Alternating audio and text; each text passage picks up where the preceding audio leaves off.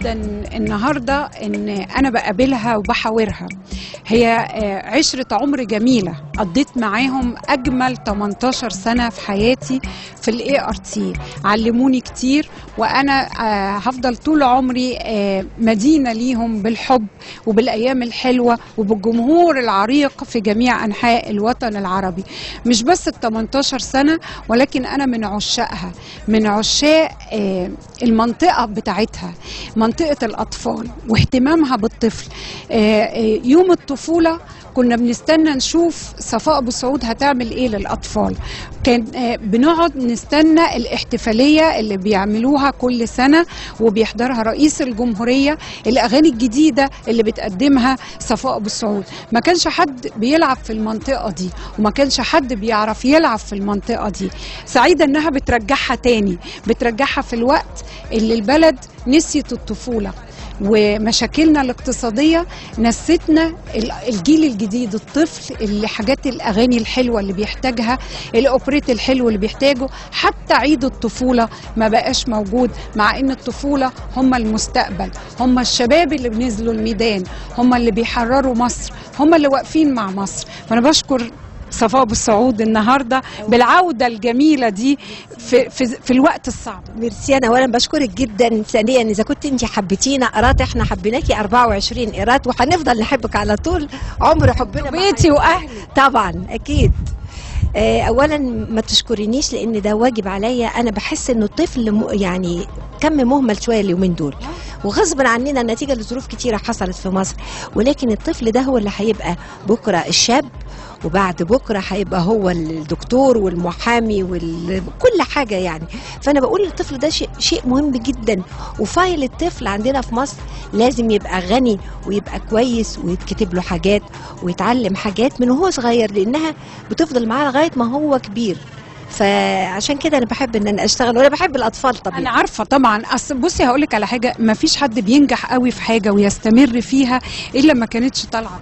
اكيد انا بحب الاطفال جدا، وبحب اعمل لهم حاجات، وبحب ان يعني اشوف في عينيهم السعاده ومبسوطين او بيشاركوني. يعني انا معظم الاستعراضات اللي عملتها قبل كده للطفل كان الاطفال نفسهم اللي بيتفرجوا بعد شويه بيشاركونا وبيطلعوا معانا في الفقره، حتى لو هم مش حافظين، واحنا بنبقى سعداء بيهم جدا. فمهم يعني اول عوده ليكي وكانت جميله جدا مع يوم اليتيم والحفله الكبيره اللي اتعملت على الهرم، عند الهرم، كانت من اجمل الحاجات اللي اتعملت السنه دي لليوم اليتيم وللسياحه بتاعتنا، ان يتعمل في سفح الهرم. مكان جميله جدا، المكان كان رائع وجميل جدا، والحقيقه كان يوم جميل جدا.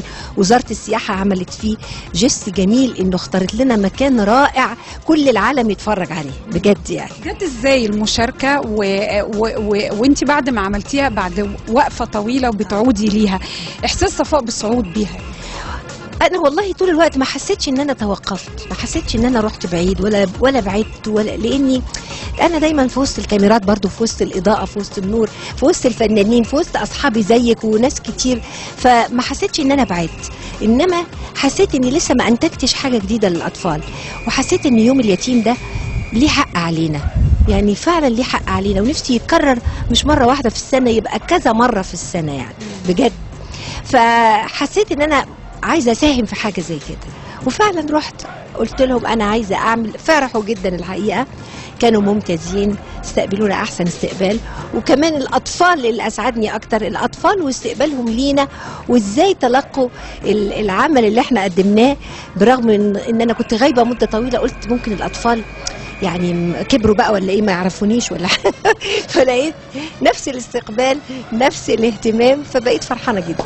النهارده بتعيدي التجربه بس بشكل اخر مع الاطفال المعاقين، وده برضو جزء مهم جدا. وانا مبسوطه ان الدستور اهتم بالطفل المعاق واداله حقه في الحياه، لان برضو ده من الناس الحاجات اللي اتركنت، والحاله الاقتصاديه بتاعتنا برضو نستنا واجبنا الوطني ناحيه الطفل المعاق ده، ان لازم يتعامل زي طبعا ذوي الاحتياجات الخاصه دول الناس لازم نحطهم على راسنا، لان هم بيتعبوا وبيكافحوا وبيناضلوا عشان يعيشوا. لذلك في جمعيات حتى منها اسمها الحق في الحياه، الحق في الحياه. فانا عايزه اقول، وبعدين للعلم فيهم فنانين وموهوبين، واكيد الجمهور هيشوف هم هيبقوا قد ايه مبهرين يعني.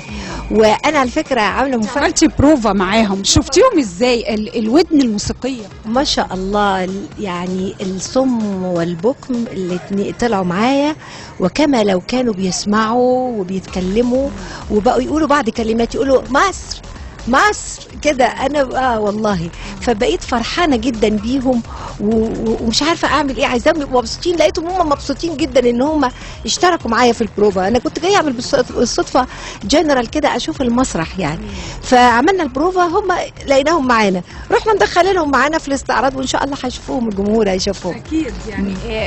اختلف البروفات والغنوه مع الاطفال المعاقين عن الطفل اليتيم يوم لا صوت بقى ليا انا طبعا الحته الانسانيه اكبر، يعني بتشوفي حالات صعبه وفي نفس الوقت تفرحي متحدين انهم بيتحدوا الاعاقه، يعني شيء جميل جدا. يعني النور والامل بيعزفوا وبيغنوا حاجه تحفه.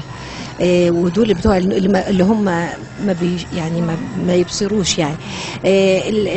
المعاقين الاخرين مركز راشد من حاجه يعني مبهره. فانا بفرح ان هم قدروا يتحدوا هذه الاعاقه، وان هم بقوا حاجه جميله لفتت نظرنا احنا. فتصوري بقى لما تلاقي كده تفرحي طبعا اكيد. صفاء أبو سعود خطتها الجايه للطفل ايه؟ يعني بعد الحدثين المهمين دول مش عايزين نرجع تاني نقعد.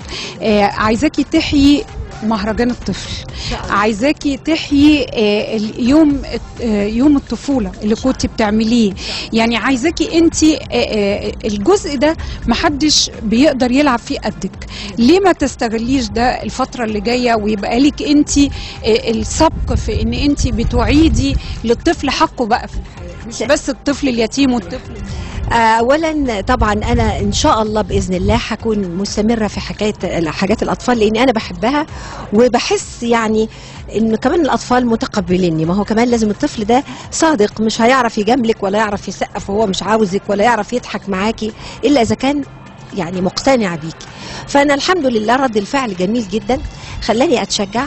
ومعايا برضو الدكتور عصمت يحيى ومؤسسة عصمت يحيى، دول معايا بيجيبوني أجمل فريق من معهد الباليه ومن نوادي الشمس ونوادي ومن الرحاب، ومجموعة كبيرة. أنا المفروض كان يطلع معايا أكتر من 450 طفل، بس المكان ما كفاش، إنما احنا طلعنا كده قبل كده يعني. فاحنا بنحضر، عندنا خطة وعندنا حاجة احنا بنعدها، وان شاء الله هيبقى فيه كمان حاجات في الاقاليم اللي ما حدش يعني بيقتحمها ولا بيروح يشتغل فيها. احنا عايزين نقول للطفل بتاع الاقاليم ده، الطفل رحنا مهرجان في المنيا، طفل الصعيد ده طفل جميل جدا ولذيذ. أنا كنت معاكي في المنصورة لما كانوا بيكرموكي، وقاموا الأطفال هم اللي أصروا تغني لهم أغنية بالفرشة صح. وما انت بنت المنصورة كلهم ولما غنيتي الأطفال تفاعلوا معاكي جامد أيوة. جدا يعني. فأما أنا بقول لك عشان كده فعلا احنا قررنا ان احنا هنعمل خطة وهنشترك في حاجات. وكان في اجتماع الحقيقة، كان في معظم المهن الموسيقية والتمثيلية ومجموعة يعني من النقابات، وكان معانا مجموعة من الوزراء. اتكلمنا قد ايه مهمة قوي الناحية الفنية للطفل. ثقافة الطفل دي مهمة جدا، بتطلعوا طفل سوي مش انطوائي بسيط طبيعي، وده شيء مهم جدا ان احنا نعلمه لهم صح، مش نعلمهم له اي كلام، لا صح. يعني محضرة أغاني جديدة ولا تستعيني بالأغاني؟ لا أنا محضرة جديد إن شاء الله، بس أنا دلوقتي بعمل الريpertoire القديم اللي هو الناس تفتكره، وبعدين أخش بالمفاجآت الجديدة إن شاء الله.